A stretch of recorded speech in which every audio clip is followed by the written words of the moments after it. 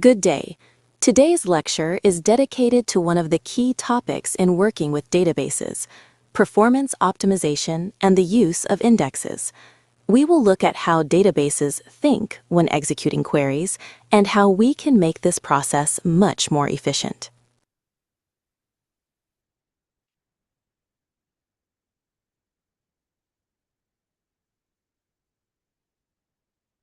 In today's lecture, we will cover 4 main blocks.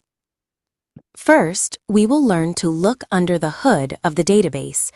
We will examine the explain and explain-analyze commands, which show exactly how the DBMS plans to execute our query. We will focus on the key metrics of this plan, such as type, key, rows, and extra properties, to diagnose slow queries.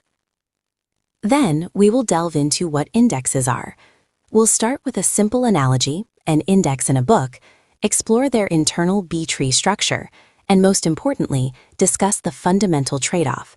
Indexes significantly speed up reads, select queries, but inevitably slow down write operations, insert, update, delete.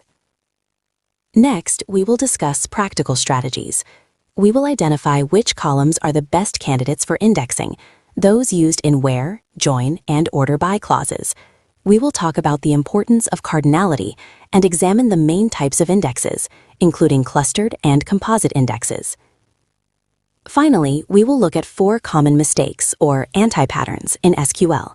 These include things like the unjustified use of select asterisk, applying functions to indexed columns in where clause, incorrect use of like operator, and the problem of overindexing.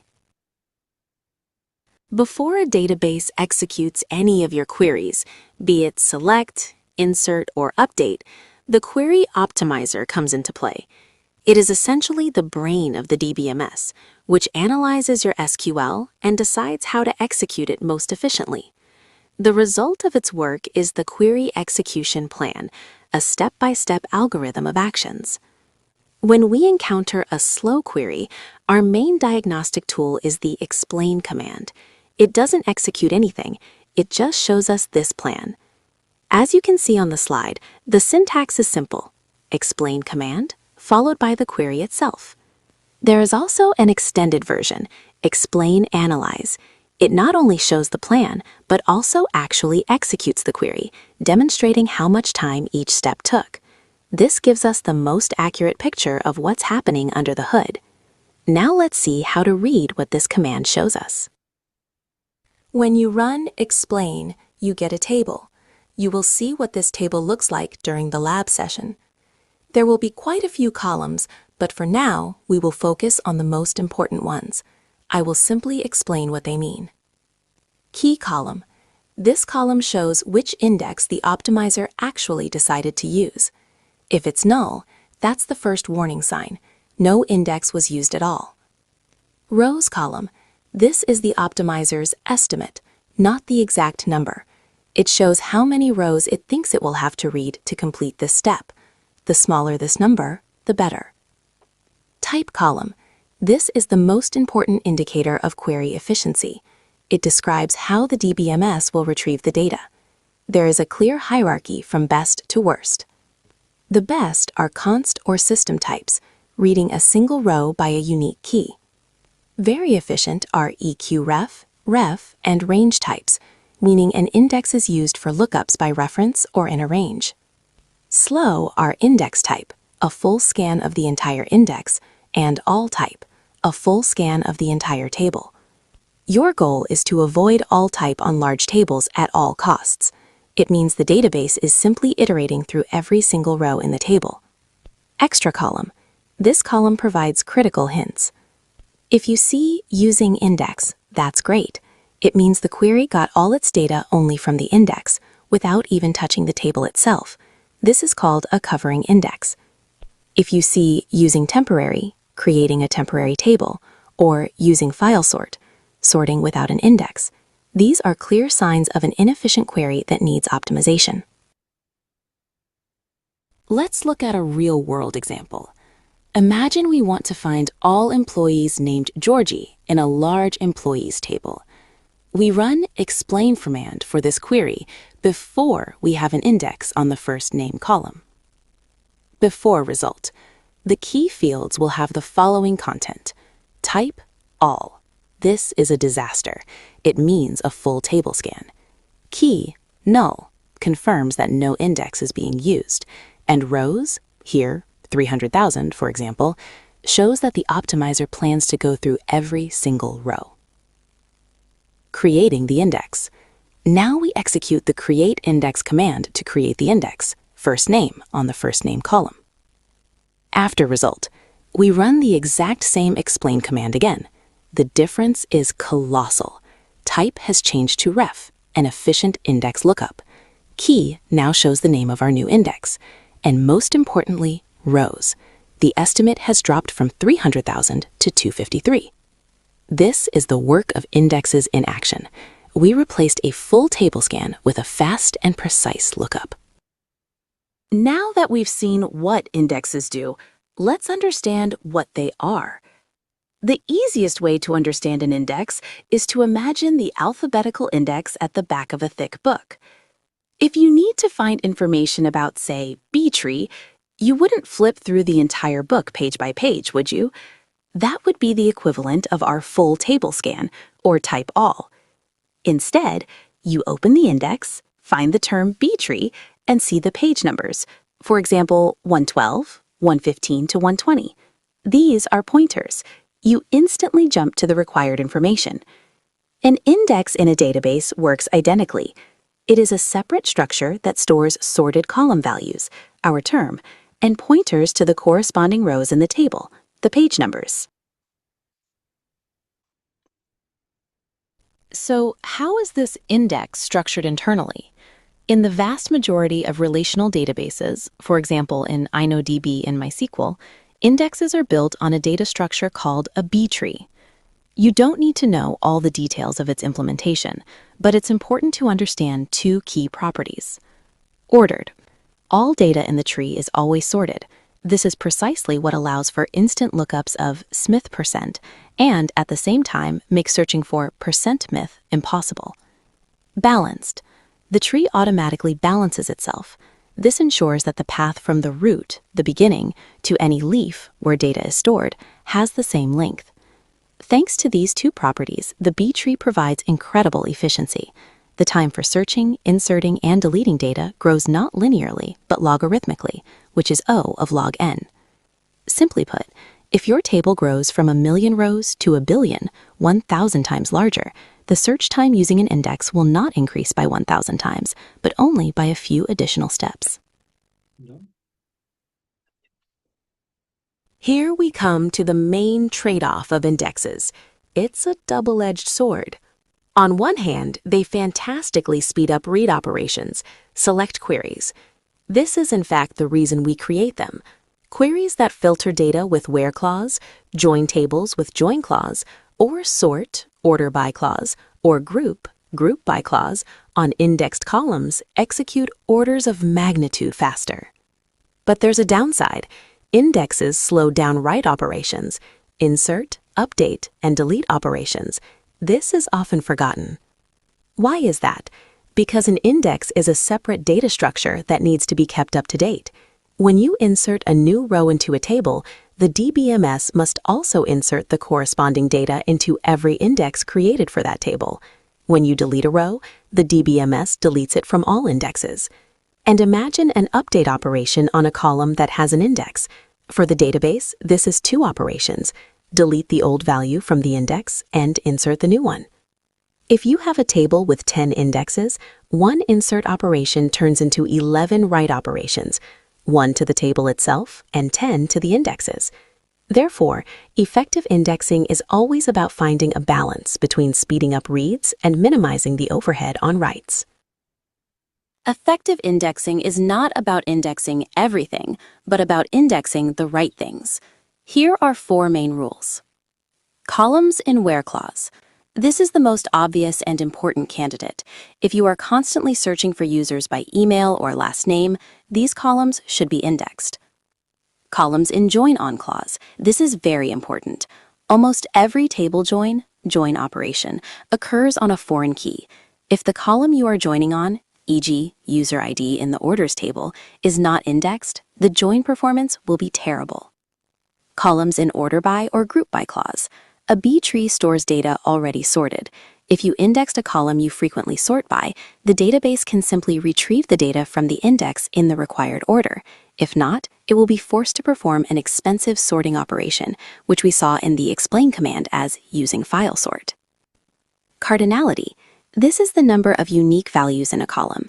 An index only makes sense on columns with high cardinality, like email or passport number, where almost every value is unique. Creating an index on a column with low cardinality, like gender, where there are only 2-3 values, is completely pointless. The optimizer will likely not even use it, because a full table scan would not be much slower. Now about the types. In the InnoDB engine, which is the standard for MySQL, there is a fundamental division. Clustered index.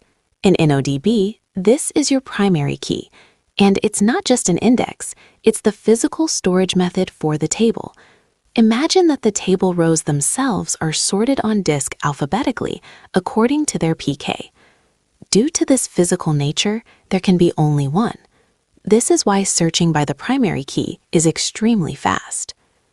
Non-clustered or secondary indexes. These are all the other indexes you create with the create index command. They are stored separately from the data. And here's a key detail.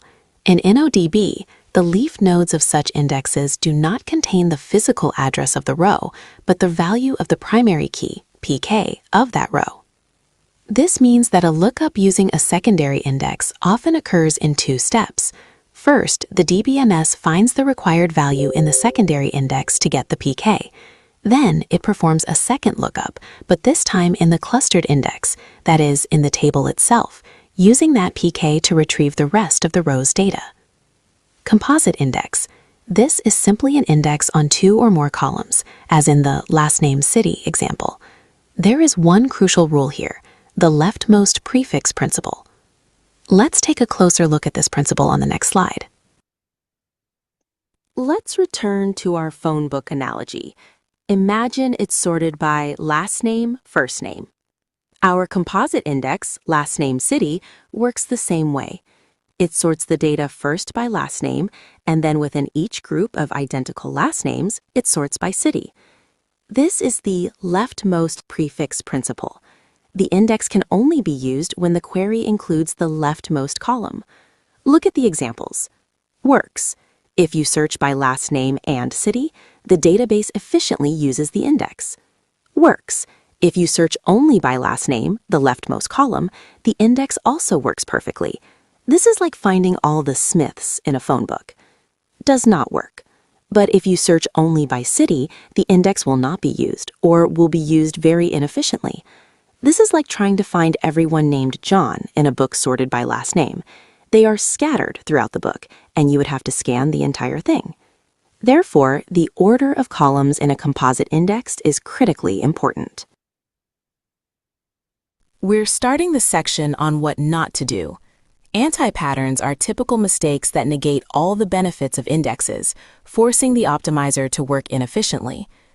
The first and most common enemy is select asterisk.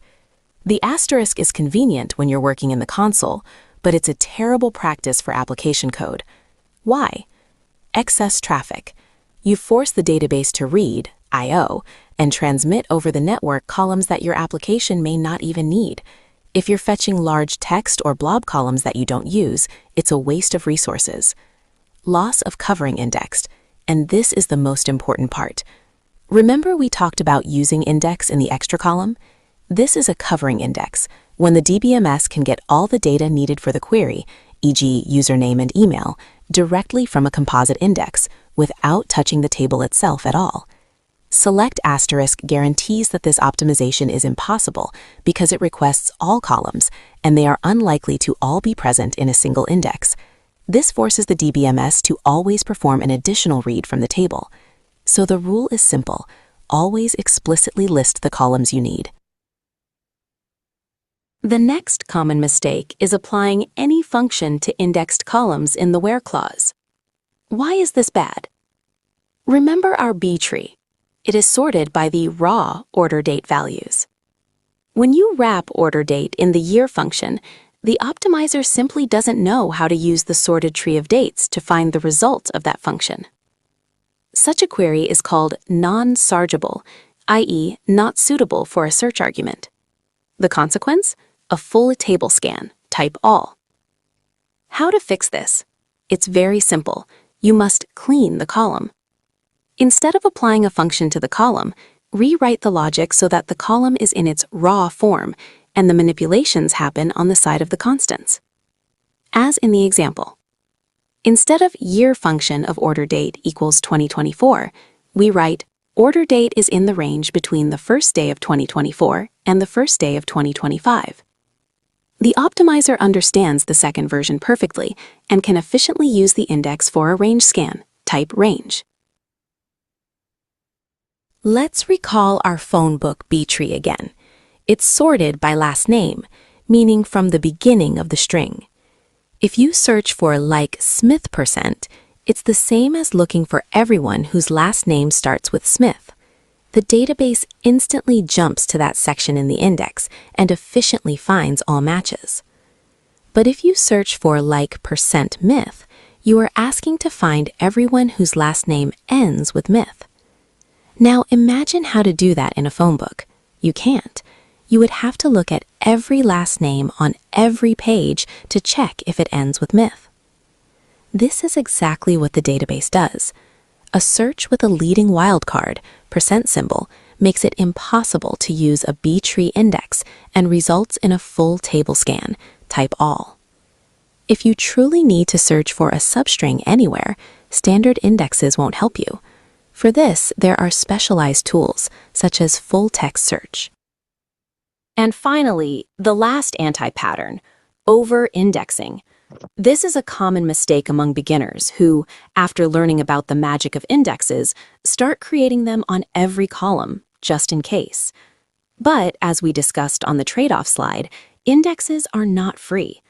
Why is this bad? Disk space. Each index is a separate data structure that takes up valuable space. Write degradation. And this is the main problem. Every insert, update, or delete operation forces the database to update not only the table, but also all the indexes associated with it.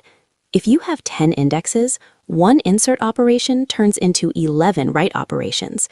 This can be devastating for the performance of systems with many write operations.